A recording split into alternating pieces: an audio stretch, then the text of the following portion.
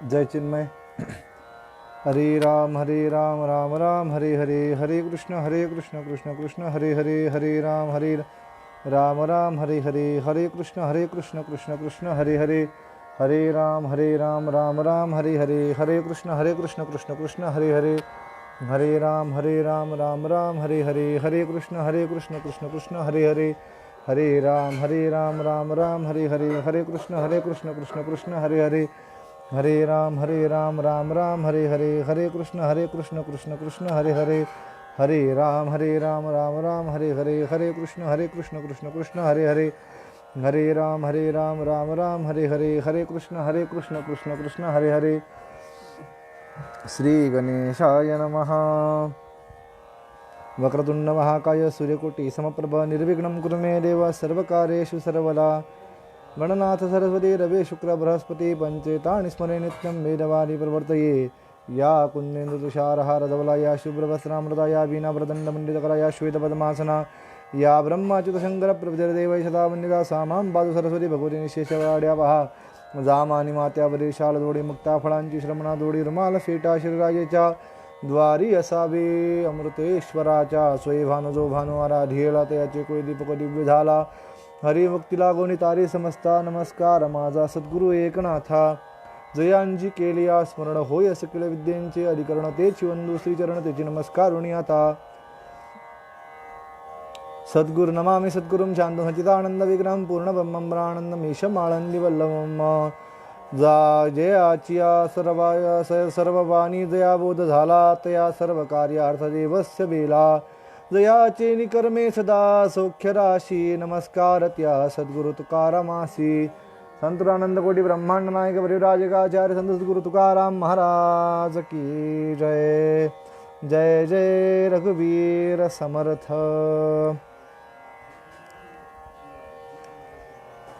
ब्रह्मचैतन्याची तुकामाई या 9व्या भागामध्ये आपल्या सर्व चिन्मय भक्तांचं, सर्व भाविकांचं हार्दिक स्वागत।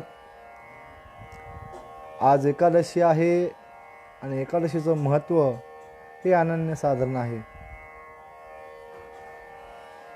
व्रत एकादशी एकादशी नित्य पाठासी करुणिया। चरित्राकडे येत असताना, चरित्र भाग पाडत असताना नारद महाराजांनी एका ठिकाणी की त्यामध्ये नारद महाराज एक ठिकाणी नारद भक्तिसूत्रामध्ये म्हणतात की कोण असा आहे की ज्याने सर्वांना एका शक्ती सांगितलेला आहे आणि गुण रूप सर्व सत्ता असलेलं एकच महात्म्य सर्वासाठी मागण्यासाठी नारद महाराज एक ठिकाणी म्हणतात। नारद महाराजांनी ईश्वराविषयी आसक्ती म्हणजे प्रेम 11 प्रकारचे नारद महाराजांनी नारद भक्ती सूत्रामध्ये प्रकट केलेला आहे।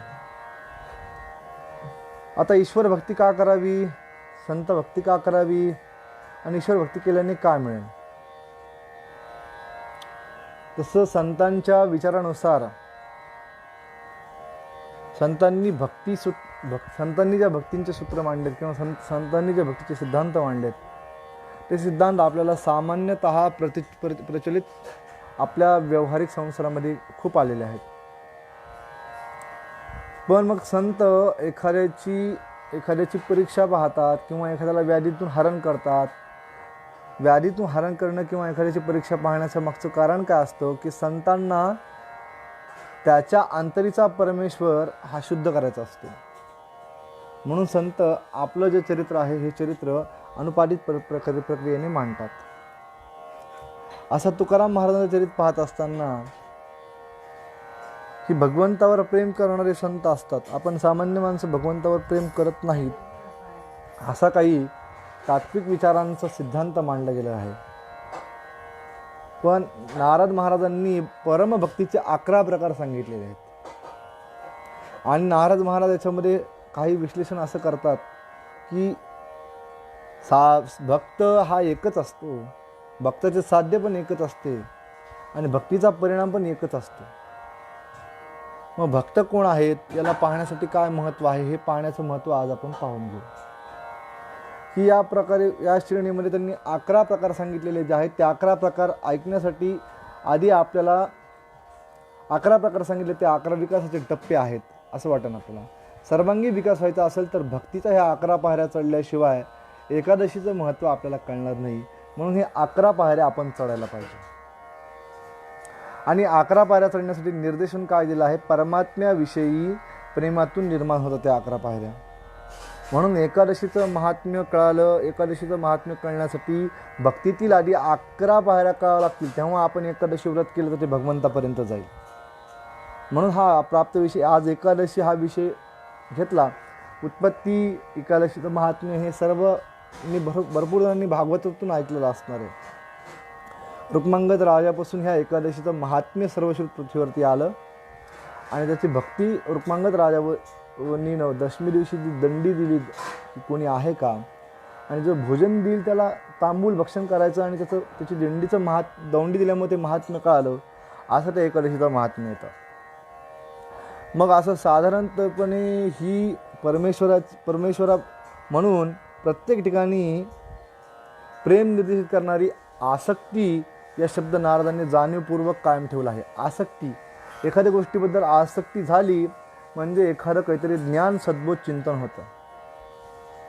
आता संसाराची या रोगामुळे आपल्याकडं विषयांची आसक्ती झाली आणि आपण भगवंताच्या नामस्मरणाकडे राहिलो. उदाहरणार्थ हे उदाहरण आपल्याला सध्याच्या काळात देता येईल.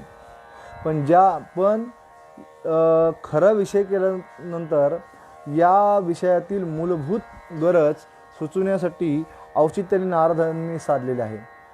आता या भक्तिविषयाच्या क्रमामध्ये मार्मिकता आपण आता पाहू. म्हणजे भक्तिविषय कसा मांडावा किंवा कसा पाहावा याच्यासाठी नारदांनी अनेक प्रकारचे उदाहरणं दिलेली आहेत. त्यामध्ये नारद म्हणतात, ज्या परमात्म्याची भक्ती आपण करतो किंवा त्या भगवंताविषयी आसक्ती आपल्याला वाटते, त्याला आकर्षण लाभते किंवा भगवंताचे गुण आपल्याला कळते, महात्म्य कळतं किंवा कळणं हे आवश्यक आहे. मग आपल्याला साधं भगवंताचं महात्म्य कसं कळतं? आपण भक्ती करतो, पण ज्ञानवैराग्यविरहित भक्ती करतो.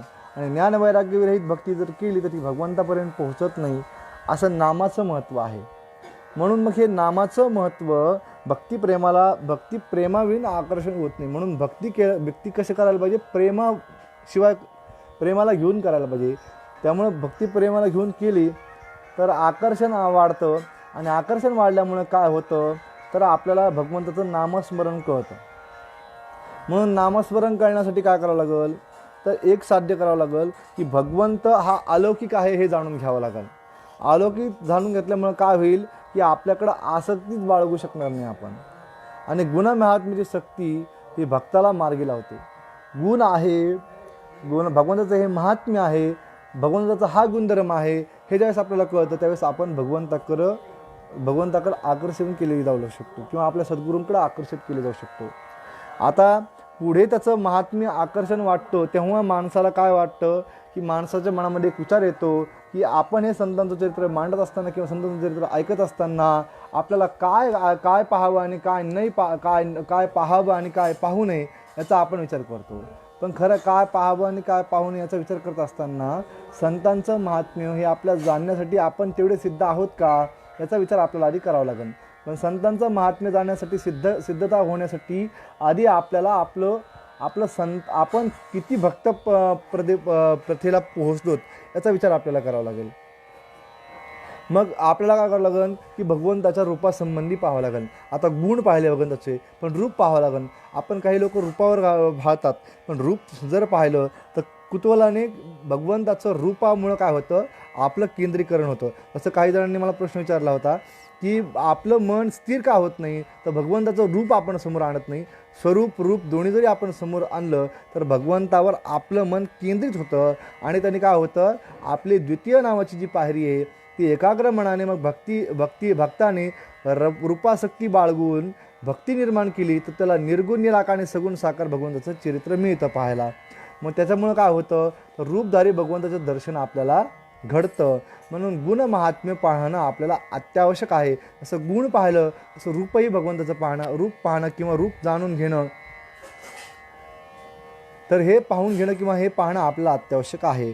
म्हणून ह्या रूपधारी भगवंताचं आपण रूप स्वरूप गुणात्मक महात्म्य आपण पाहत असताना मग पुढं काय पाहावं हे दोन्ही एकत्र आल्यानंतर आपल्याला काय होतो, तर आपल्याला सर्वत्र भगवंताचा मग साक्षात्कार होतो. आणि मग साक्षात्कार झाल्यानंतर आपल्याला सगुण रूपाच्या मूर्तीच्या रूपासमोर आपल्यासमोर येते. म्हणून ध्यान धारणा करण्यासाठी आपल्याला भगवंताचे गुण कळाले पाहिजे, भगवंताचं रूप कळालं पाहिजे. गुण आणि रूप जर कळाले तर भगवंताचा साक्षात्कार आपल्याला झाल्याशिवाय राहणार नाही. आणि जेव्हा अंतरीतील सगुण मूर्तीच्या रूपाने समोर आपण ठेवू, मग सगुण रूपाची पूजेच्या रूपात भक्ती रूप सुरू होते.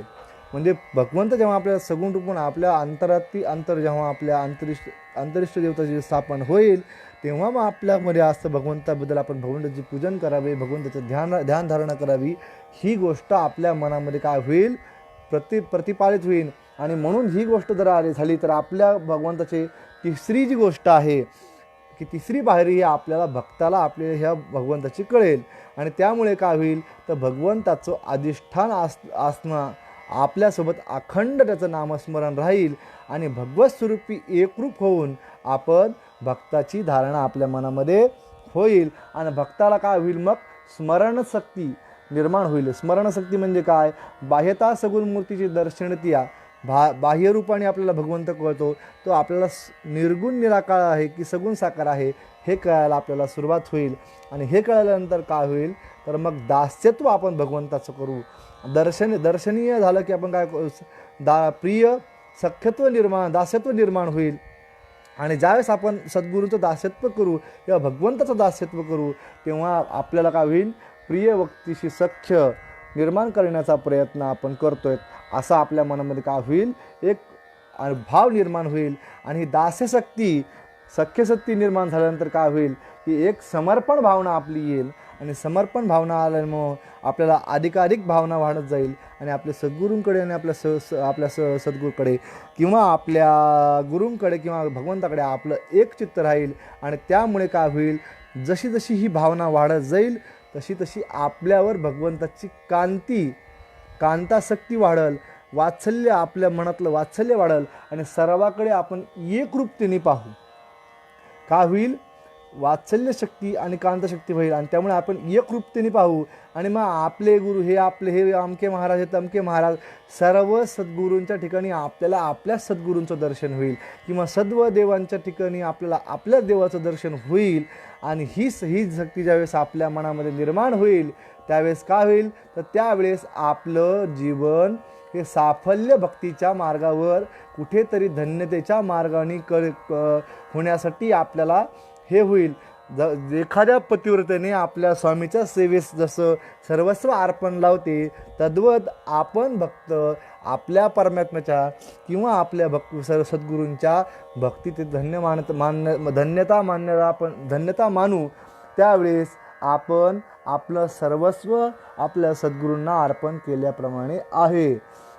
नवे तुकाराम महाराजांशी आपली जी एकरूपता किंवा जी आपल्या त्यांच्याशी लागलेली ध्येयधारणा होण्यासाठी या 6 गोष्टी आपल्या आयुष्यातल्या महत्त्वाच्या आहेत. त्यामुळे हीच कांताशक्ती म्हणजे काय, की त्यांची आणि आपली छाया, आपण त्यांची छायाच आहोत हे मनामध्ये ज्यावेळेस आपल्याला कळेल, तेव्हा या एकादशीचं महत्त्व आपल्याला कळेल. अशी जेव्हा होईल, तेव्हा आपल्या हिताची सुखाची दुःखाची आपण योगक्षमता म्हणजे आपले सुखदुःख त्यावेळेस आपोआप सद्गुरूंकडे काय होईल, आपल्या सोपवल्या जातील. आपल्याला नवीन काही मागायची गरज पडणार नाही. कारण आपण सद्गुरूचे आपण कांती झालोत, म्हणजे आपण छाया झालोत, सद्गुरूंची आपण छाया झालोत. हे आपल्याला जेव्हा निरुक्त होईल, त्यावेळेस आपल्याला कुठल्याच प्रकारचं मागण्याची गरज पडणार नाही. जसं एखाद्या बालकाने एखाद्या मातेवर भरोसा ठेवून निश्चित होण्याचा प्रकार दिसतो, त्याचप्रमाणे तसं उदाहरण देतात, तू माझी माऊली मी ओ तुझा तान्हा. तसं या भक्ताच्या भावनेशी निर्देश वात्सल्य शक्ती या शब्दाप्रमाणे करता आली, म्हणजेच आपण वात्सल्य शक्तीने भगवंत आपल्याकडे पाहिल. आणि त्या वात्सल्य शक्तीमुळे पाहिल्यामुळे काय होईल, की ईश्वराची निष्ठा जागी होत राहील. आणि ईश्वराची निष्ठा जागी झाल्यानंतर भगवंत आपल्याशी एकरूप साध होईल. आणि देव आणि भक्त यांच्यामध्ये अद्वैत भावना निर्माण होईल. ही अद्वैत भावना निर्माण झाल्यानंतर काय होईल, अशा अवस्थेमध्ये भक्ताचा देह नष्ट होऊन जातो. आणि सख्य आत्मनिवेदन म्हणजे काय, की मी आणि भगवंत मीच तो ब्रह्म आहे, ही व्याप्ती एका ठिकाणी होईल. आणि ही व्याप्ती एका ठिकाणी झाल्यानंतर सख्यम आत्मनिवेदनम, आत्मनिवेदन शक्ती होईल आणि या अवस्थेत भक्त शरणागत भावाने परमभक्तीने इतका एकरूप होऊन जातो की अखेर परमात्मा स्वरूप होऊन आत्मस्वरूपात विलीन होऊन जातो. तशाप्रमाणे आपल्याला या सद्गुरूंच्या चरणी विलीन होऊन आपल्याला परमात्म्याच्या तनय चरणी आपल्याला लीन व्हायचं आहे. ह्या पूर्ण सारांशाचा आत्मा होतो. अशी ही आठवी भक्ती कळाल्यानंतर मग आपण तन्मय शक्तीने काय होऊ, भगवंताच्या चरणी रथ होऊ. तन्मय शक्ती म्हणजे काय, अशा अवस्थेत तन्मयता भंग पावली किंवा परमात्मा क्षणभर जरीही विरह झाला तरी तो भक्त असहाय्य होतो. जसं जसं एखादा भक्त किंवा एखाद्या गाईचं वासरू तिचं जर त्याला दिसलं नाही डोळ्याला तर ती हंबरडा फोरायला सुरुवात करते. तसं जर आपली आणि सद्गुरूंची आपल्या तशी एक निष्ठता झाली, तसं सद्गुरूकडे म्हणजे तुकामाईंकडे आपण गेलो नाही किंवा आपल्या एखाद्या व्यक्ती जर त्याचा फोन लागला नाही किंवा तो घरी आला नाही तर आपला तळमळतो, अरे त्याचा फोन लागत नाही, कुठं गेला, असा काळ आहे, काय झाला असेल का, असा मनामध्ये आपल्या किंतुपर्यंत. कारण आपली तशी तन्मयता एकात्मता असते. अशा प्रकारे सद्गुरूची आणि आपली जर समाधी अवस्था देवाची आणि आपली समाधी अवस्था जर भंग झाली तर त्यातून काय होतं, आपलं जीवन असहाय्य होतं. म्हणून नारद महाराज म्हणतात, जे भक्त लक्षण सांगितले आहेत त्या सुचलेल्या परम व्याकुलता भक्त भोगू लागला तर ज्याची जी अवस्था आहे ती 11व्या प्रकरणामध्ये उल्लेखनीय आहे. ही 11 प्रकरणं झालेत, त्याच्यामध्ये विरह संबंध सांगितला आहे की भगवंताची व्याकुलता होऊन या प्रकारचा जो भक्त आहे हा भक्त कळावा. मग याचं सांगण्यामागचं कारण असं आहे की भक्त कसे असावेत, की भगवंताबद्दल आपल्या म्हणजे जसं की एक दिवस सांगितलं की व्याकरण म्हणतं वैराग्य कसं असावं आणि या वैराग्याच्या दृष्टीने भगवंताचं सुचलेले हे 11 ज्यावेळेस भगवंताचा विरह समजला जाणार नाही किंवा भगवंताचा विरह सहन होणार नाही आणि संतांचा विरह सहन होणार नाही, त्यावेळेस आपल्या हा भक्तीचा प्रकार, हा जो भक्त आहे किंवा हा जो शिष्य आहे हा भक्तीच्या 11व्या पायरीला म्हणजे एकादशी तत्वाला पोहोचलेला आहे. असे हे एकादशीचे सत्व सूचित करण्याने म्हणजेच काय आहे, हा परमविराह शक्तीला, विरह शक्ती म्हणजे परमविरह शक्तीला पोहोचला म्हणजे अति उच्च म्हणजे पराकुटीच्या प्रेमाच्या भक्तीला किंवा परमोत्कट अवस्थेला पोहोचला आहे. आणि जेव्हा नारद महाराज म्हणतात की जेव्हा देव आणि भक्त हे संबोधन एक होईल किंवा सद्गुरू आणि शिष्य हे संबोधन एक होईल त्यावेळेसच एकादशी म्हणजे काय तर या 10 पायऱ्या चढून तुम्ही सद्गुरूंशी एकरूप होणे किंवा भगवंताशी एकरूप होणे ते ज्यावेळेस तुम्हाला जमेल त्यावेळेस संसारातील मार्ग तुम्हाला कळल्याशिवाय राहणार नाही. असा या एकादशीचं महात्म्य सांगितलं. त्यावेळेस या 11 प्रकारांनी शेवटी कितीही प्रकारची भक्ती सांगितली तरी अखेर सर्वात वर्णिलेली शेवटची भक्ती म्हणजे एक, ती म्हणजे भक्ती. त्यामुळं सद्गुरूंच्या चरणावर आपण जर आपलं सर्वस्व अर्पण केलं आणि सद्गुरूंशी आपली जर सद्गुरूंशी आपली जर एकाग्रता झाली नाही, सद्गुरूंशी आपली जर साक्षापेक्षता झाली नाही आणि ती झाल्यामुळे जर आपलं मन अस्थिर व्हायला लागलं, दर्शन झाल्यामुळे अस्थिर व्हायला लागलं तर समजून घ्यायचं की आपल्या आयुष्यामध्ये सद्गुरूशिवाय काहीतरी कमी आहे.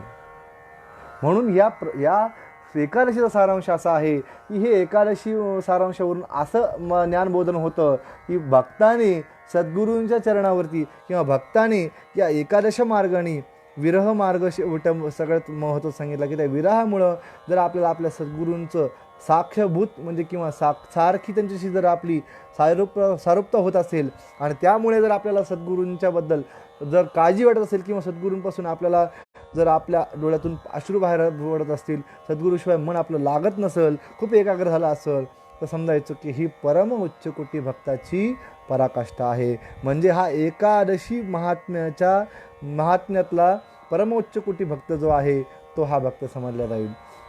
म्हणून तुकामाईंच्या चरित्रामध्ये अनेक भक्त होऊन गेले आणि तुकामाईंनी आपल्यासोबत टिट्या व गण्या नावाचे 2 श्वान ठेवले होते. टिट्या व गण्यांचं असं 2 श्वान होतात की हे जसे 2 द्वैत आणि अद्वैत असे 2 सबोध ठेवले असावे किंवा भक्त आणि अभक्त ठेवले असावे असा ह्या चरित्र भागातून पाहावयास मिळतं. आणि काही काळ हृदय कोमल असल्यामुळे या दोघांच्याबद्दलही महाराजांची जी जी निष्प्रता होती दोघांबद्दल एकसारखी होती. आणि महाराजांना खूप प्रिय होते टिटे आणि गण्या नावाचे दोन्हीही श्वान. हे दोन्ही श्वान खूप प्रिय होते. आणि महाराजांसाठी एक भुजंग नावाचा एक भक्त होतो. तो महाराजांची चिलीम जो होता तो कायम भरून ठेवत असे. महाराजांची चिलीम कायम भरून ठेवत असे. महाराजांना अतिसार झाल्यामुळे काय होत असे, वस्त्र धुण्यासाठी दत्तात्रय नावाचा एक भक्त होता. तो महाराजांचे वस्त्र अतिसार होत असल्यामुळे तो महाराजांचे वस्त्र जे तो कायम धुत असे. म्हणजे जसं नाथ महाराजांकडे भगवंत श्रीखंड रूपे आला आणि की नाथ महाराज आवडीने पाणी जागरे चक्र पाणी वाहे, अनन्य भक्ती भावे निळा वंदिताचे पाये. आणि निळा म्हणे देव लाभे ज्यांच्या चरी, दत्त चोपदारी श्रीखंड चंदन उगाळणी करी वस्त्र गंगा तिरी धुत असे. असा भगवंत चंदन उगळायचा आणि गंगेतिरी वस्त्र धुवायचा.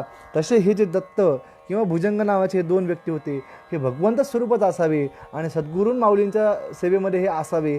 कारण शुकाचे अवतार असणारे हे सद्गुरू माऊली यांच्या काही हे कारणामध्ये तर असं करून काही त्या उभयंत श्री गुरूंनी समाधी मार्ग देऊन जाती आणि पावन केले. त्यांना समाधी मार्ग कसा असतो या दोघांनाही दत्तराज आणि भुजंग या दोघांनाही समाधी मार्ग कसा असतो हा मार्ग त्यांनी दाखवून दिला.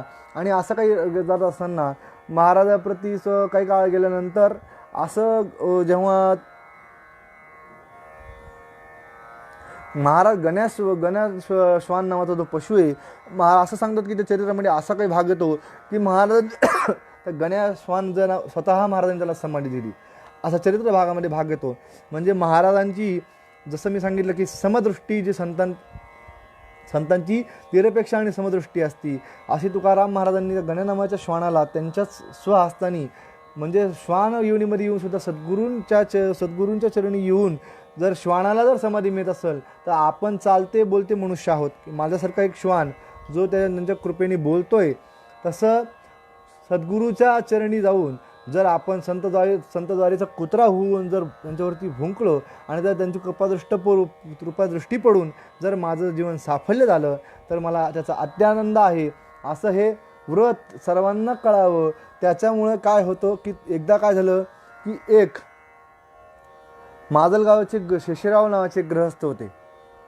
ते श्रीगुरूंच्या दर्शनासाठी आले. त्यांची पतिव्रता बायको ते तुकाराम महाराजांच्या दर्शनाला आले आणि ते मठामध्ये राहिले. आणि महाराजांचे काय करावं की महाराज आम्हाला अद्याप पुत्र नाही आहे, तुकामाई सेवेकरिता पुत्र झाला तयार. ते तुकाराम महाराजांची सेवा करायला लागले आणि सेवा करायला लागले तर रात्रंदिवस सत्य वाटेच्या आजही येळेगावला आहे असं सांगतात की त्यांनी काय करावं की नित्यनेमाने महाराजांना बेलाची लाखोळी वाहावी आणि बेलाची लाखोळी वाहिल्याशिवाय अन्न सेवन करू नये असा त्यांचा नियम होता. आणि कधी कधी महाराज काय करावे, कधी कधी महाराज आता महाराज अवलिया होते तर कधी डोंगरात जाऊन बसावे, कधी कुठं जाऊन बसावे. ते केल्याशिवाय महाराजांना लाखोळी वाहिल्याशिवाय जेवण करू नये असा त्यांचा नियम होता. कधी कधी कोणाच्या शेतात जाऊन बसायचे, कधी काय कांदा घेऊन हाती कांदा हातात घेऊन शिळी भाकरी खात बसायचे, कोणाच्या रंगमाळे जाऊन बसायचे, कोणाच्या कधी वृक्षाखाली, कधी दरीत, कधी कपारात, कधी डोंगरात, कधी अरण्यात, कधी वरात. पण जिथं जाईल तिथं धुंडून यांनी महाराजांना लाखोळी व्हावी असा यांचा नियम. आणि सद्गुरूंनी पाहिलं की हा निष्काम भावेने ही आपल्याला करतोय आणि महाराजांनी सांगितलं की तुम्हाला मुक्ती देतो मी.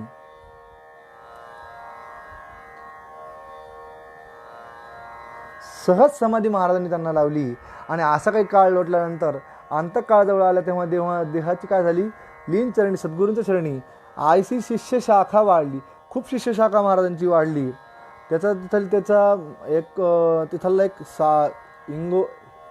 हिंगोली येथील एक सावकार होता. असं सांगतात की त्या सावकाराला संबंध बाधा झाली होती. संबंध बाधा झाली आणि त्या संबंध बाधा झाल्यामुळे काय झालं की ज्याने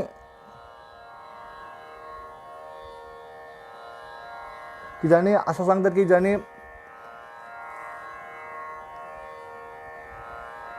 काही महाराजांचं काही हे करावं ऐसा नामांकित थोर, पण त्याला संबंध लागला आणि त्याला चैन होईना. आनंद शेवटी काय झालं की अनन्य शक्ती भावाने तो महाराजांच्या चरणावर लागला.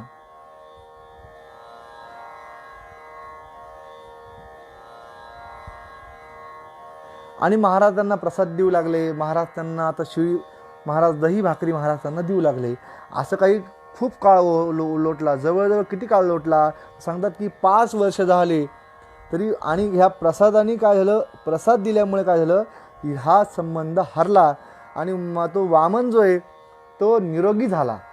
निरोगी झाल्यामुळे झालं काय की यांचं सगळं जे लक्ष ठेवून सद्गुरुचरणी यांनी लक्ष ठेवलं. संबंध हरला म्हणजे काय केलं की सद्गुरूंनी त्यांची 5 वर्षापर्यंत त्यांच्यावर किती निष्ठा ही पाहिली. द्वंद्व संबंध नावाचा संबंध म्हणजे काहीतरी बाधा झाली असं समजलं जातं.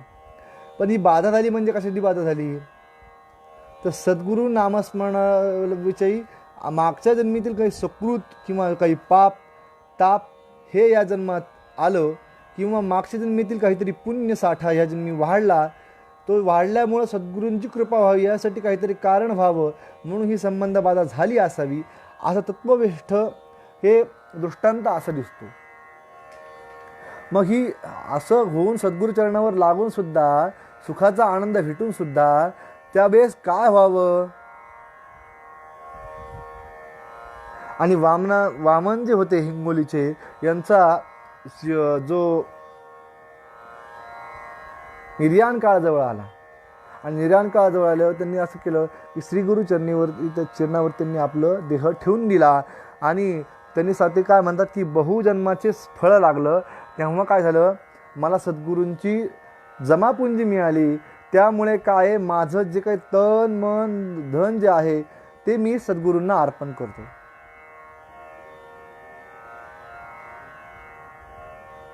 आणि हेच नव्हे तर सांगतात की सद्गुरू महाराजांनी तुकामाईंनी यांचा जो शेवटचा काळ आहे त्यांचं शेवटचं कर्म सर्व तुकामाईंनी केलं. आणि तुकामाईंनी यांचं शेवटचं कर्म करून त्यांची जी जशी सहजानंद महाराजांनी जसं काशी क्षेत्री त्या ब्राह्मणाला शेवटचं सर्व कर्म करवलं, तसं यांचंही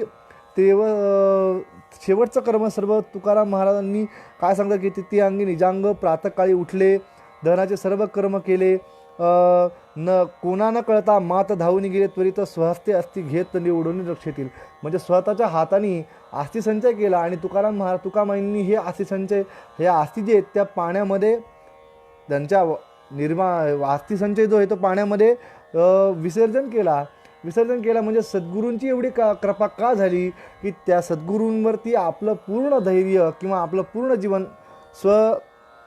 शरीर सांगात करून टाकला. आणि भाग्योदयाचा ठसा पावलो तया पुरुषा न भेटी श्रीगुरु अर्थात तैलुग्य दुजा माझी, की त्रैलोक्यामध्ये माझ्या तुकामाईसारखा सद्गुरू कुणी नाही आहे. आणि तुकामाईंची जर कृपा तुमच्यावर व्हायची असेल तर काय करावं लागेल तर तुकामाईंना एकत्व भावनेने शरण जावं लागेल.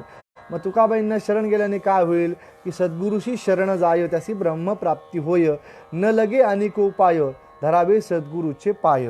मग तुकामाईंचे पाय जर धरले तर काय होईल तर भगवंताची भेट होईल. पण भगवंताची भेट होण्यासाठी काय करावं लागेल तर एकादशीचे हे 11 अंग भक्तीचे जे आहेत नवे ते 11 अंगातील काहीतरी अनुभव आपल्या आयुष्यात यायला पाहिजे. आणि ते आले तर काय होईल तर ते आल्यामुळे आपल्याला भगवंताचं दर्शन होईल. पण भगवंताचं दर्शन होण्यासाठी काय करावं लागेल तर एकादशीचं महत्त्व 15 दिवसातून येणारी ही जी एकादशी आहे ह्या एकादशीचं महत्त्व एकादशी जी आहे ह्या एकादशीला अनेक प्रकारचे नाव आहेत. जसे की चैत्र मासामध्ये येणारी एकादशी, चैत्र मासामध्ये कामदा आणि वरथुनी नावाची एकादशी येते. प्रत्येक 15 2 एकादशी द्यात. एकादशीला प्रत्येक मासामध्ये जी एकादशी येते त्या एकादशीचं पालकत्व प्रत्येक देवाने घेतलेलं आहे. पहिला जो एकादशीचा मास आहे चैत्र मास, विष्णूने पहिल्या महिन्यात त्या 2 एकादशींचं पालकत्व घेतलेलं आहे. वैशाख मासामध्ये आज जी आहे ती मोहिनी एकादशी आहे. आणि परत 15 परत कृष्ण पक्षामध्ये जी येईल ती अपरा एकादशी आहे. हिचं पालकत्व आहे ते मधुसूदनाने घेतलेलं आहे. अशाप्रमाणे पुढं निर्जला एकादशी, योगिनी एकादशी तिचं पालकत्व त्रिविक्रमाने घेतलं आहे. मग वामन, श्रीधर, ऋषिकेश, पद्मनाभ, दामोदर, केशव, नारायण, माधव, गोविंद, पुरुषोत्तम आणि जी अधिक मासामध्ये जी कमला आणि अधिक मासामध्ये ज्या 2 एकादशी येतात त्या एकादशीचं जे पालकत्व आहे ते पुरुषोत्तमाने घेतलेलं आहे. मग या एकादशींचं अनन्य साधारण असं महत्त्व आहे. कारण काय आहे, एकादशी ते या एकादशींच्या काळामध्ये आपण हे व्रत करण्याचं कारण काय आहे की ह्या एकादशीच्या काळामध्ये जर आपल्या पूर्वजन्मातून आपलं काही जर पाप झालं असेल तर ते पाप ताप तारून जावं व आपलं जन्म साफल्य व्हावा, म्हणून हे एकादशी व्रत पुण्यप्रतापे जीववैकुंठा जाती कुंभी पाकतो तया विषांचे पूर्ण देऊन जाती रजस्वाला तरकरुणी यासी सर्वा ठाई जन्म धन्यते एकादशी प्रतापे पुनर्घेती जन्म. असं एकादशीचं महात्म्य आहे. आणि ह्या एकादशीचं महात्म्याचं जर सांगायचं झालं तर सद्गुरूंचंही एकादशीबद्दलचं एक सुंदर असं महात्म्य आहे. ते महात्म्य आपण जाणून घेण्याचा प्रयत्न करू. तर पंढरीचे रूप नाही त्रिभुवनी. पंढरी जे आहे त्याचं जे रूप आहे हे त्रिभुवनात कुठं नाही, प्रत्यक्ष चक्रपाणी तिथं उभा आहे. पंढरीसी जावे आवडे मनासी कधी एकादशी आषाढीते.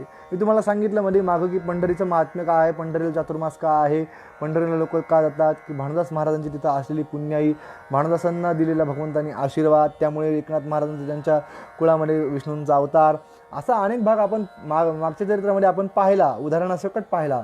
पण याचं एकादशीचं महात्म्य आपण पाहिलं, एकादशीचं लक्षणं 11 लक्षणं आपण आजच्या प्रवचनामध्ये पाहिले.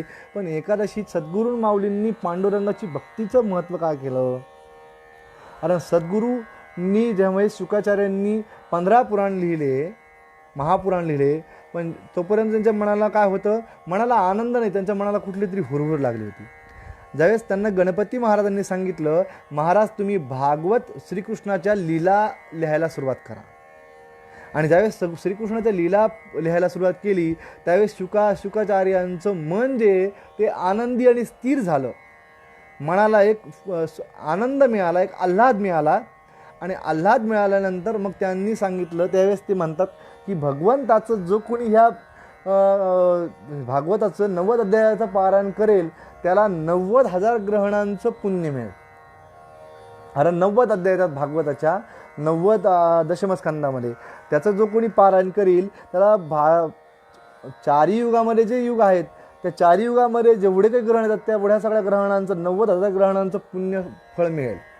म्हणजे हे 4 युगातलं जे पुण्यफळ आहे 90,000 ग्रहणांचं हे या 90 अध्यायाच्या पठणाने मिळेल. पण त्यासाठी काय करावं लागेल तर एकादशी करावं लागेल. एकादशी व्रत पुण्यप्रतापे, म्हणून एकादशीचं महात्म्य हे तुकामय. जसं त्यामुळे जोपर्यंत हे शुकांचे अवतार हे विष्णू, कलियुगातला विष्णूचा अवतार काय आहे तर पांडुरंग, म्हणून पंढरीची वारी तुकाराम महाराजांनी. आणि पूर्वीही सहजानंद महाराजांचा चरित्रामध्ये असंही मला अभ्यासाला आलेलं आहे की सहजानंद महाराज 4 महिने पंढरपूरला राहायचे. म्हणजे ज्यावेळेस त्यांचं संन्यास ग्रहण नव्हतं त्या अगोदर ज्यावेळेस ते विष्णूची आणि पांडुरंगाची भक्ती करायची त्यावेळेस 4 महिने सहजानंद महाराज हे पंढरपूरला राहिलेत असं त्यांच्या चरित्र भागामध्ये प्रामुख्याने दिसून आलेलं आहे. म्हणून सहजानंद महाराजांचेच हे शिष्य असणारे तुकामाई, या तुकामाईंच्या चरित्रामध्ये हे पांडुरंगाचा आवेर कसा करतील. कारण सद्गुरूचीच परंपरा, जसं आदिनाथ गुरु सकळ सिद्धांचा मच्छिंद्र तयाचा मुख्य शिष्य, आणि मच्छिंद्राने बोधक गोरक्षाशी केला गोरक्ष वळाला गहिनी प्रती, गहिनी प्रसादे निवृत्ती दातार चोदविले सारद ज्ञानदेवा. ही ज्ञानदेवा जशी ही परंपरा आलेली आहे तशी माझ्या गुरूंची पंढरीची परंपरा मी कशी सोडू किंवा कशी सोडील, अशी ही पंढरीची परंपरा. नाना प्रकारे व्यापार घडला, नाना प्रकारचे पण जगद्गुरू महाराजांनी काही श्रोत्यांनी तुका पिसा झाले असं करायला लागले. आणि काही कुटील लोक होते की पूर्वापारामध्ये असं असतंच, प्रत्येक संत चरित्रामध्ये पाहायला असं मिळालंय की प्रत्येक संताला हा त्या काळातील अनाधिक भक्तांनी किंवा जे भक्त झाले पण आधी पतित होते किंवा अज्ञानी होते त्यांनी संतांना त्रास दिला.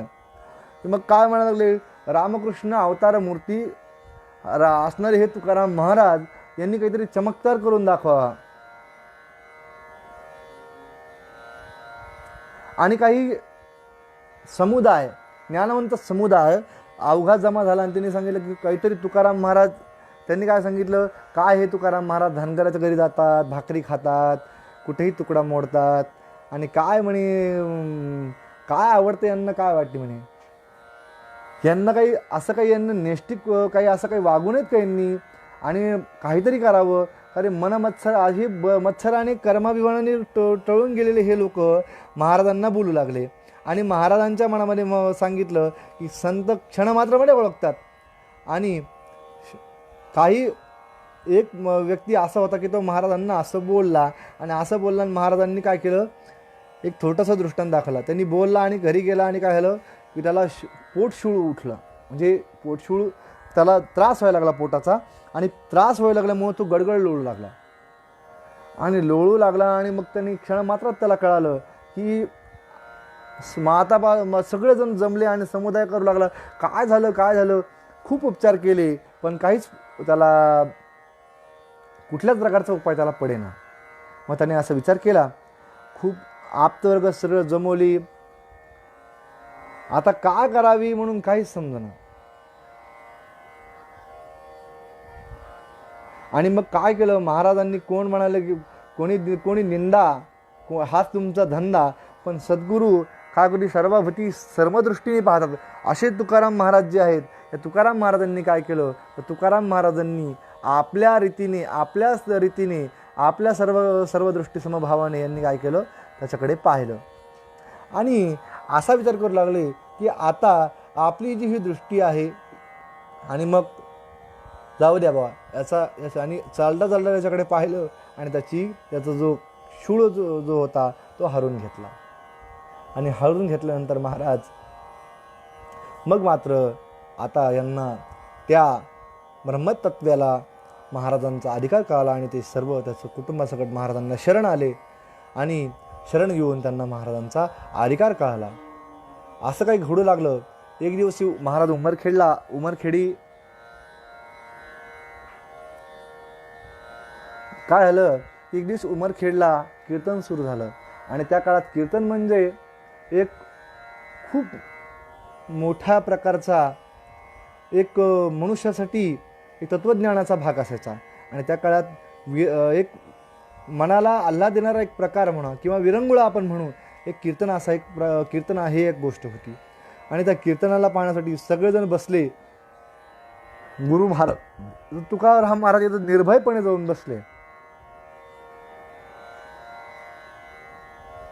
आणि काय केलं, महाराजांनी चिलीम भरली आणि सत्वर उठून बाहेर गेले. आणि सगळ्यांना वाटलं महाराज कुठे गेले म्हणून सगळेजण महाराजांना पाहू लागले. महाराजांचा काही पत्ता लागेना. आणि इकडे तुकाराम महाराज गुप्त होऊन काय केले, गुप्त झाले आणि कुठे गेले, तर तुकाराम महाराज पंढरपूरला गेले.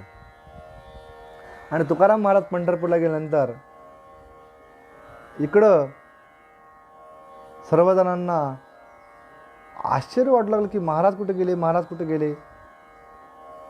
आणि तुकाराम महाराज पंढरपूरला ज्यावेळेस गेले त्यावेळेस हा दृष्टांत खरंच खूप बघण्यासारखा आहे.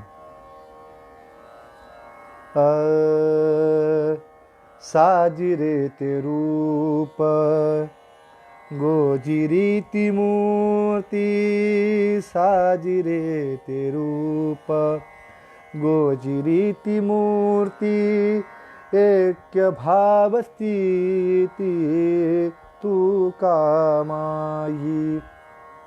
साजिरे ते ज्ञान गोजिरे वैराग्य, साजिरे ते ज्ञान गोजिरे वैराग्य, न देती ते ध्यान काशी वैराग्याची मूर्ती. आली भूवैकुंठी एका रूपी भाव झाला, साजिरे ती मूर्ती. असं साजिर गोजिर हे भूवैकुंठावरती हे आलं. आणि हे असं पौराणिक कथेमध्ये असं दृष्टांत कथा सांगतात की भगवान शंकराच्या त्रिशूळावरती वसलेलं गाव आहे काशी आणि नारायणाच्या सुदर्शन चक्रावरती वसलेलं गाव आहे भूवैकुंठ पंढरपूर. आणि धन्य पुंडलिका धन्य चंद्रभागा, धन्य पुंडलिका धन्य चंद्रभागा करीतसे पाप भंगा अज्ञानासी तुका माई तेथे चरण प्रक्षाळुनी पुंडलिका लिंगुनी जातसे पुढे धन्य धन्य पंढरीश तिष्ठतसे उभा तुकाराम आला म्हणोनिया धन्य भूवैकुंठ सायुज्यते संत धन्य भूवैकुंठ. असं या चंद्रभागेचं स्नान केलं आणि पुंडलिक महाराज तुकामाईंना आलिंगन देण्यासाठी सज्ज झाले. तुकारामाईंना आलिंगन दिलं.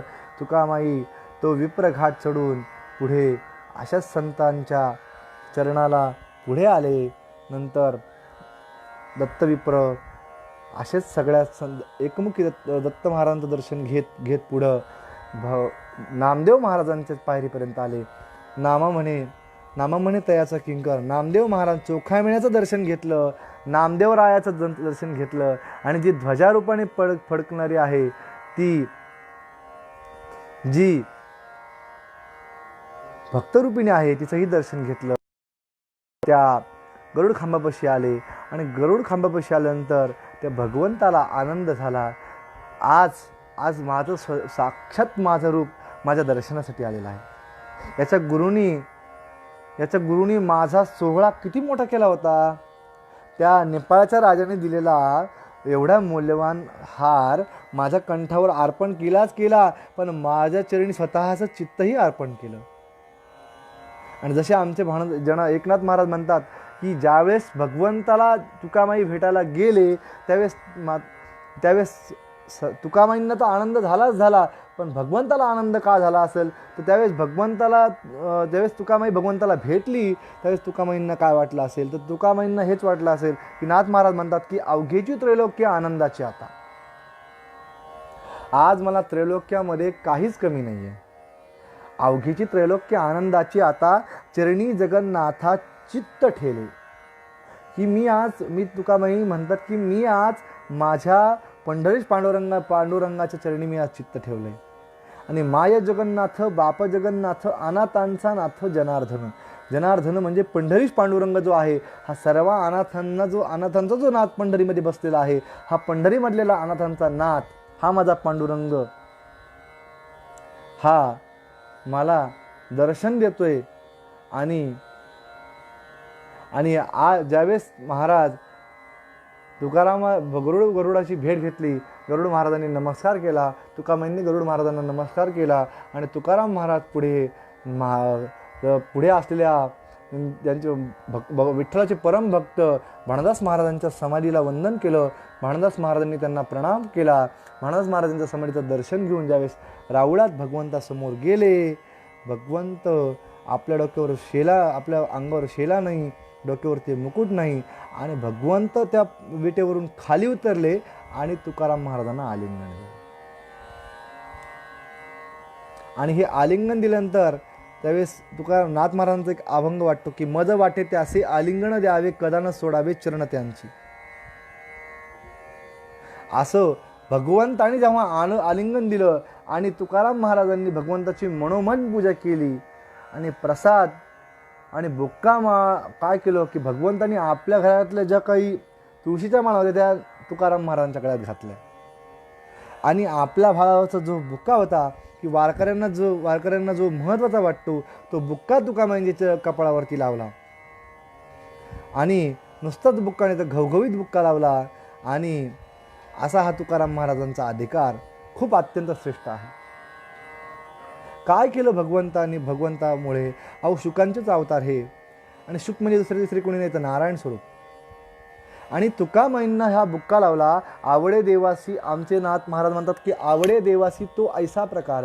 देवाला काय प्रकार आवडतो? नामाचा उच्चार रात्रंदिवस. पुढे काय सांगतात की तुळशी माळ गळा गोपीचंद्र गळा हृदयी कळवळा वैष्णवांचा. नुसती तुळशी माळ नको गळ्यामध्ये. गोपीचंदन टिळा, फक्त गोपीचंदन टिळा नको कपाळाला, हृदयामध्ये कळवळा पाहिजे. पण कुणाचा कळवळा पाहिजे तर वैष्णवांचा कळवळा पाहिजे. हृदयी कळवळा वैष्णवांचा. आवडे देवासी तो ऐसा प्रकार. आणि आषाढी कार्तिकी पंढरीची वारी साधन निर्धारी आन नाही. आषाढी आणि कार्तिकी पंढरीची वारी याच्याशिवाय दुसरे काही साधन, दुसरं काही घेणं देणंच नाही. आणि असे हे तुकाराम महाराज, अशी ही तुकामाई ज्या वेळेस या सर्व सच्चित आनंद घनाच्या अविनाशी रूप परमात्म्यास भेटले, तर मला असे अनेक संत उदाहरणं पाहतात ज्यावेळेस एखाद्या केंद्रस्थ भागाने किंवा एखाद्या लवचुंबकाने दुसऱ्या लवचुंबकाला आकर्षण घ्यावं, किंवा एखाद्या सच्चित स्वरूपाने, जसं किंवा माझ्या सद्गुरू माऊली पाहिल्यानंतर मी माझ्या सद्गुरू माऊलीला पाहिल्यानंतर त्यांच्या चरणावरती ज्यावेळेस मी नतमस्तक होतो, त्यावेळेस मला संपूर्ण त्रैलोक्याची शांतता किंवा मला संपूर्ण त्रैलोक्याची एकनिष्ठता वाटणे. पाय तुझे गुरुराया हीच माझी देवपूजा. गुरुचरणाचे तीर्थ, गुरुचरणाची वरती हीच माझी भागीरथी. म्हणजे पाय तुझे गुरुराया हीच माझी देवपूजा. पण आता काही लोकांना असं वाटतं सद्गुरूंची पाद्यपूजा करावी, त्याच्यामध्ये स्वार्थ वाटतो. काही लोकांना वाटतं सद्गुरूंनी आपल्याशी बोलावं, याच्यामध्ये स्वार्थ वाटतं. महाराज मला बोलतच नाहीत. अहो, ते अंतर्ज्ञानी आहेत, त्यांनी आपल्याला बोलावं. त्यांनी आपल्याकडे एकदा जर आनंद दृष्टीने जरी पाहिलं तर आपलं मन भरून न्यायला पाहिजे. की महाराजांनी न्याहाळलं दृष्टीने. प्रेमे पान्हा विन सद्गुरूच्या प्रेम पाहणं एकदा पाहावं तिने.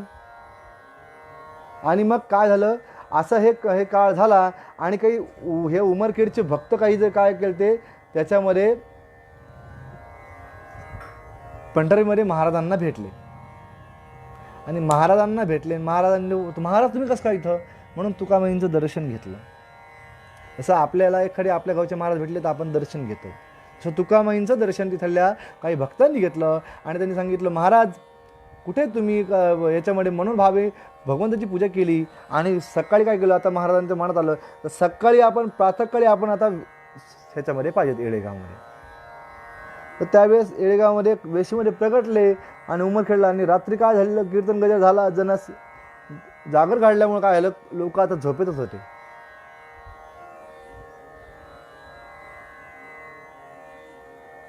आणि लोकांना असं वाटलं की आज द्वादशी, आता सद्गुरू माऊली आज त्वरित आली पाहिजे. कारण रात्री म्हणून धनगर गल्लीमध्ये काय केलं, लोक पाहण्यासाठी मी आले.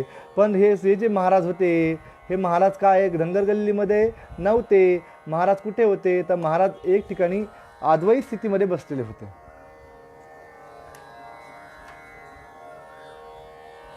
आणि अद्वैत स्थितीमध्ये महाराज बसलेले दिसले. भाळी बुक्का, गळ्यामध्ये माळ, आणि त्या जो तुळशीची माळ होती ना, ती भगवंतांनीच घातलेली. कस्तुरीची रीती परमती मृगाची कंठी, जेव्हा ती आददावी पूर्ण पडती दरवेळेस सर्वार्थ. त्यावेळेस एखाद्या मृगाच्या नाभीमधून ती कस्तुरी गळून पडते. आणि पडल्यानंतर तिचा तो वास आहे ना, सुवास, तो संपूर्ण सगळीकडे दरवळतो. तसा त्या बुक्क्यांचा आणि त्या तुळशीच्या माळांचा वास दरवळू लागला. आणि सगळेजण वंदन करू लागले आणि पुसायला लागले, महाराज कुठं होतात. तेव्हा महाराज म्हणाले, मी पंढरीला गेलतो. लोक म्हणायला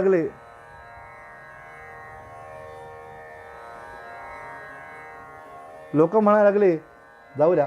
महाराज म्हणतायत ना, आपल्या पंढरीला आपले दर महिन्याचे लोक जे गेलेत उमरखेडचे, ते येतील आणि ते सांगतील आपल्याला काय नाही ते. आणि असा काय गेला, कोणी म्हणतं काहीतरी खोटं बोलतायत महाराज, काहीतरी लीला आपली करायची म्हणून करतायत. पण ह्या पंढरीला जायचा, ह्या विष्णू या शिव या भक्तीचा मला असं वाटतं, विचार करा की उपाख्य देवता या पीठाची आहे शिव. रामनामाचा जप यांनी ब्रह्मानंदाला दिला. चिन्मयानंदाची उपाख्य देवता आहे विष्णू. राम, विष्णू, विठ्ठल, दत्त काही चरित्रामध्ये पाहायला मिळतं की सुकळीक रामामध्ये यांच्या आईने दत्ताची उपासना केली ती, काही चरित्रकार म्हणतात की महाराजांच्या आईने शिवाची उपासना केली ती. दत्त असो, शिव असो, राम असो, विठ्ठल असो, विष्णू असो, या सगळ्या देवतांची जरी या महाराजांच्या पूर्वजांनी म्हणा किंवा कुणी जरी सेवा केली असली तरी शेवटी हे सर्व महाराजांच्या स्वरूप महाराजांच्या दृष्टिक्षेपात आहेत, ही महत्त्वाची गोष्ट. म्हणजे ही परंपरा एका कोणाची नाही आहे, तर नवे नवे सर्व देवतांना सर्व देवतांच्या चरणी लीन असलेली परंपरा आहे. म्हणून बहु महत्तम अशी परंपरा आपली आहे. आणि महत्तम या परंपरेमध्ये आपण आलोत म्हणजे आपलं पूर्व काहीतरी सुकृत असल्याशिवाय आपल्याला या परंपरेमध्ये आपल्याला सहभाग मिळाल्याशिवाय राहिला नाही. आणि काही आधीच लोक काहीतरी वेडे झालते, मूर्ख लोक असतात प्रत्येक ठिकाणी. आणि प्रत्येक संतांच्या आयुष्यामध्ये अज्ञानी लोक त्यांना त्रास दिल्याशिवाय राहत नाहीत. प्रत्येक चरित्रकाराच्या प्रत्येक माणसाच्या आयुष्यामध्ये असे लोक आल्याशिवाय त्या माणसाचं महात्म्य वाढत नाही. म्हणून असं काही गेलं आणि काहीतरी द्वादशी असे 2-3 दिवस गेले आणि वारकरी पंढरीवरून आले. आणि वारकरी पंढरीवरून आल्यानंतर झालं काय, तर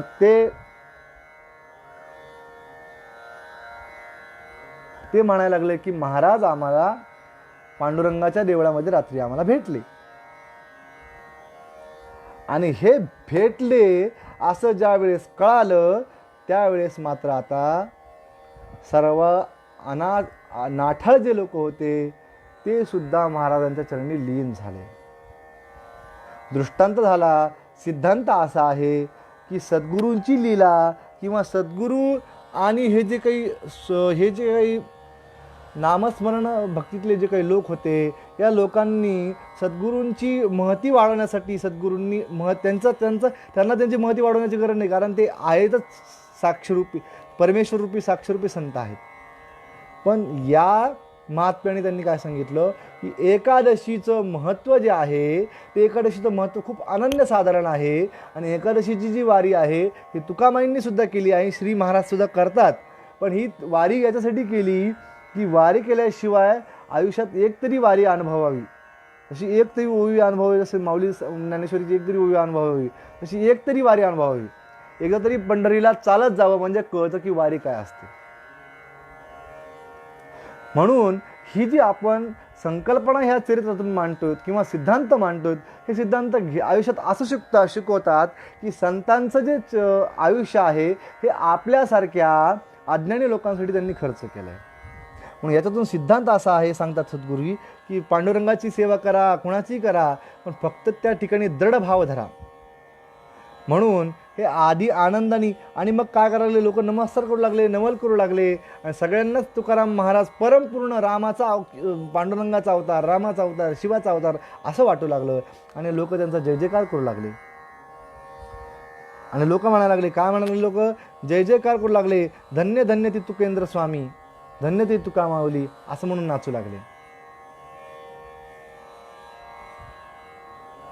आणि ज्या अष्टसिद्धी आहेत या तुकारामांच्या चरणी तुकामाईंच्या चरणी पाणी वाहू लागल्या. जसं नाथ महाराजांनी एक गवळण केली आहे कृष्णावरती. नाथ महाराज म्हणतात की भुलविले वेणू नादे, वेणू वाजविला गोविंदे. असे हे तुकाराम महाराज मला आज गोपालकृष्ण स्वरूप दिसले या आजच्या चरित्रामधून. कसं की भुलविले वेणू नादे, या तुकाराम महाराजांनी ही लीला केली. या लीला म्हणजे ही लीला म्हणजेच त्यांची वेणू आहे.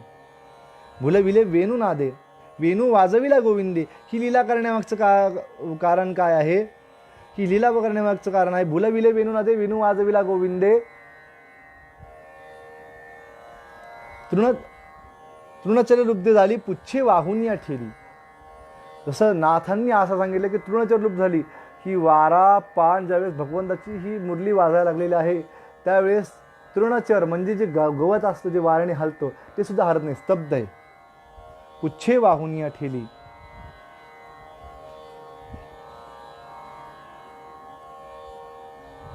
म्हणजे हे तुकाराम महाराजांनी जो काय शाश्वत हा सिद्धांत मांडला आहे की पांगुळले यमुना जळ पक्षी राहिले निश्चळ. जे यमुनेचं जे जळ आहे पांगुळलंय म्हणजे काय झालंय, संथ झाले. आणि यमुना ही वाहती संथ होईल का कधी? ती संथ झाली. तसे माझ्यातले षड्रिपू संथ झालेत आणि ह्या सद्गुरूच्या वेणूमुळे माझ्यातल्या मनातील जे काही अविचार आहेत हे सुद्धा जे तृणचरांनी वावरणारे जे अविचार आहेत ते पण स्थिर झालेत. आणि माझ्या मनामध्ये येणाऱ्या ज्या आशा मनशा तृष्णा नावाच्या ज्या पुच्छा आहेत हे पण काय ही नावाची जी धेनू आहे ही सुद्धा माझी काय करत आहे? माझ्या मनातील अविकारांची पुच्छ म्हणजे शेपटी हलवत नाही आहे. अविचाराची पाल माझ्या मनात चुकचुक करत नाही आहे. आणि पुच्छे आणि नादन समाये त्रिभुवनी. आणि ह्या तुकाराम महाराजांच्या या वेणूचा तुकामाईंच्या या दृष्टांताचा नाद हा जो दृष्टांत आहे किंवा हा जो सिद्धांत आहे याच्यामुळे माझ्या मनावरती नवे नवे या सर्व परंपरित सर्वांच्या मनामध्ये या तुकामाईंच्या चरित्राचा जो नाद आहे किंवा त्यांचा हा दृष्टांत आहे हा सर्व मनांवरती एक छाप मारून बसला. आणि नादन समाये त्रिभुवनी एका भुलला जनार्दनी. म्हणून या तुकामाईंच्या चरित्राला मी भुललो आणि भुलल्यामुळे मला ह्या तुकामाईंचे चरित्र कळालं. नवे नवे मी आज ते अनुभवलं. आणि या अनुभवल्यामुळं जरी हे चरित्र कोणाला नाही कळालं तरी मला रोज नाविन्य रूपाने जर कळायला लागलंय. आणि या कळाल्यामुळं काय होतंय की पांडुरंग, अज्ञान आणि हे ह्या एकादशीच्या 11 पायऱ्या सांगितल्या सद्गुरूंनी माझ्या. याच्यामुळे काय करावे की कुणी स्तुती करा किंवा कुणी काही करा, माझा सद्गुरूंचा जय जयकार केल्याशिवाय मी राहणार नाही. आणि स्वप्नामध्ये झोपी षष्टी पाशाणी माझ्या सद्गुरूंचा धाव केल्याशिवाय राहणार नाही. म्हणून सद्गुरूंचा धावा करा. सद्गुरूंना एकादश नावाच्या या तुल्य प्रांगणातून सद्गुरूंना शरण जा. आणि हे शरण गेल्यामुळे काय होईल तर आपल्या आयुष्याचा शेवट हा गोड होईल. झाला असे शेवट गोड आयुष्याचा, अमृताची वाचा अमृत बोले. म्हणून आपल्या आयुष्याचा शेवट जो आहे तो सख्यारे हरी शेवट गोड करी. म्हणून शेवट गोड करू. आणि शेवट गोड केल्यामुळे काय होईल तर तुकाराम महाराजांचा आपल्या आयुष्यावरती सिद्धांत आणि दृष्टांत पडेल. आणि सिद्धांत आणि दृष्टांत पडल्यामुळे काय होईल तर आपल्याला ते सगळे भक्तांचे जे चरित्र आहेत हे आपल्याला पाहायला मिळतील. उद्यापासून 2 असा या सारांशरूपी या चरित्रामधून आज आपण असं पाहिलं की महाराजांनी एकादश नावाच्या ज्या पायऱ्या केल्यात या संत चरित्रामध्ये पाहत असताना ह्या एकादश पायऱ्या जोपर्यंत आपल्या मनाला सद्गुरूंच्या दर्शनाची, सद्गुरूंपासून आपण दूर आहोत ही हुरूर जोपर्यंत लागत नाही तोपर्यंत आपण भक्त म्हणून सद्गुरूंना सिद्ध होत नाही. आणि या प्रवचनामधून पांडुरंगाचं महत्त्व सद्गुरू माऊलींनी जे प्रगट केलं किंवा तुकामाईंनी जे प्रगट केलं हे आपल्या सर्व अंतर्भूत परमेश्वराच्या चरणी अर्पण करतो. आणि आजची प्रवचन सेवेमध्ये काही तर एखादा अशुद्ध शब्द किंवा अशुद्ध वाक्य एखाद्या प्रवचनातून गेला असेल तर या वाणीचा दोष समजावा. काही चांगलं झालं असेल तर श्रींची आणि तुकामाईंची कृपा समजावी. म्हणून आजची ही प्रवचन सेवा आपल्या सर्व महानुभावांच्या हृदयस्थ परमेश्वराच्या चरणी अर्पण करतो. आणि आजच्या प्रवचनाला सांगता करतो विठाला विठाला विठाला विठाला विठाला विठाला विठाला. कुंडलिकावरती विठ्ठल श्री ज्ञानदेव तुकाराम दत्तात्रय जनार्दन श्री एकनाथ महाराज की जय.